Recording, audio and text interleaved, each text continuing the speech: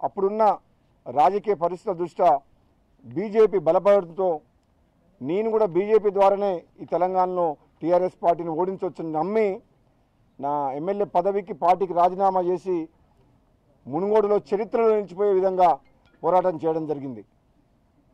మీ అందరికీ తెలుసు, తెలంగాణలో జరిగిన ఉప ఎన్నిక అది దేశ చరిత్రలోనే అంత దుర్మార్గంగా ప్రభుత్వం అధికారాన్ని ఉపయోగించి ఏ విధంగా ప్రజాభిప్రాయానికి వ్యతిరేకంగా టీఆర్ఎస్ పార్టీ గెలవడం జరిగింది. ప్రజలు ఓటు వేయాలనుకున్న బీజేపీ అభ్యర్థిగా నన్ను గెలిపించాలనుకున్న దుర్మార్గమైన ప్రభుత్వం ఈ ముఖ్యమంత్రి 100 మంది ఎమ్మెల్యేలని 1000 మంది పోలీసులను పెట్టి దుర్మార్గంగా గెలవడం జరిగింది.